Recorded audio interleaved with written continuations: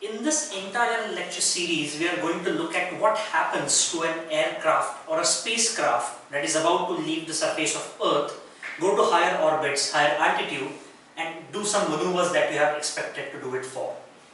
To start this entire series, we have to first go through some of the basic concepts of gravitation, gravitational pull, what is escape velocity, and then understand how these aircrafts behave, or the spacecrafts that we have designed behave from lifting off from the ground and going into the orbit. So imagine this is the surface of Earth and you have an aircraft which takes off from here and goes to a higher orbit. This spacecraft, from its motion at time t equal to 0 till it settles down in this orbit, is something that spaceflight mechanics is very much interested in. But this entire maneuver is a function of three things: the mass, the propulsion system that drives it, and the gravity. Now this g, the gravitational constant, we have always been assuming this constant for our all calculations so far, is a very notorious thing. The origin of this g is in Newton's fundamental laws of gravitation, in which he said if there is mass m1 and mass m2 separated by distance r with the radius vector of r bar, then the gravitational law dictates that the force, remember this is a vector, so the force that is applied by m1 on m2 is simply g into product of mass by the modulus square. This means it is a linear scalar distance and a pointing vector in the direction. Now this can be Earth and this can be an object, or these can be two equal sides. This can be Sun and this can be Earth. But the law holds across distance in the universe. This Newton's law is a fundamental foundation of the entire maneuver. When you are trying to understand what happens between the interaction pull, we have to first find out what this constant is for Earth. So imagine that you have got a mass which is on this surface, right? It's a happy man sitting on the surface of Earth.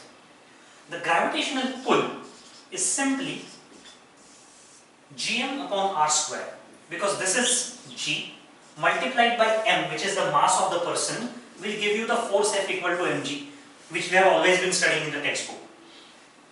This is the constant for a particular planet. For our Earth, your m is defined, r is defined, g is a global universal constant. So this gives you the value of g. But if you analyze this closely, it is function of this mass, which means we have to first understand, are we looking at entire Earth's mass, or if I am inside, say I have done a deep tunnel, say 1000 meters, how much mass am I really interacting with? So that's the first value. Second, the radius, which means from the center of Earth, am I at the surface or am I at some height? This foundation will first help us understand writing the equations of force on any object doing some trajectories around the Earth or any other planet.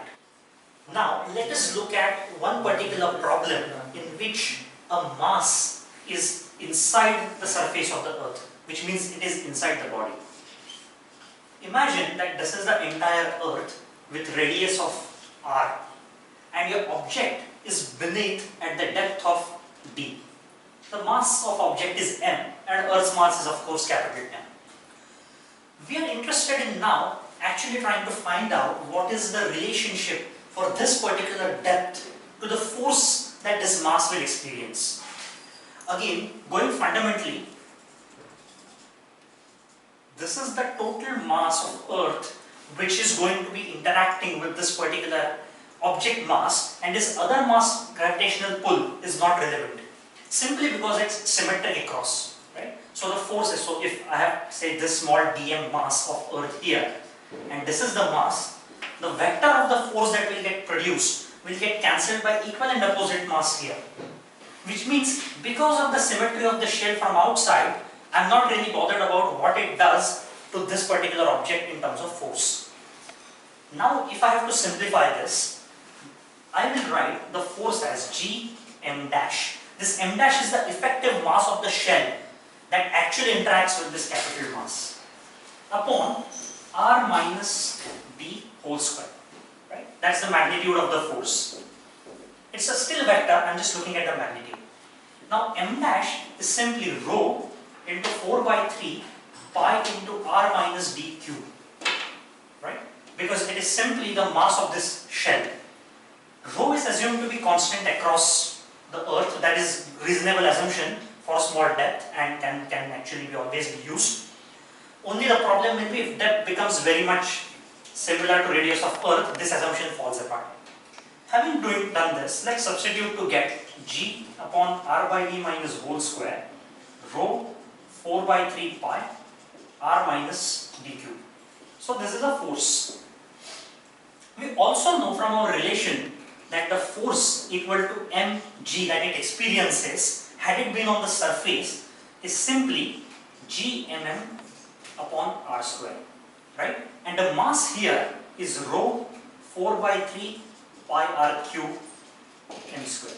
I have simply substituted so that I am able to substitute this density rho using the known constant g on earth, which means rho from this equation is simply 3g upon 4 pi g, correct? And r constant. This is what I have to substitute in this formula to get g upon r minus d square 3g upon 4 pi gr into 4 pi by 3. I can immediately cancel these out because they are not required. R minus d whole cube. So r minus d still remains here. And what you get is simply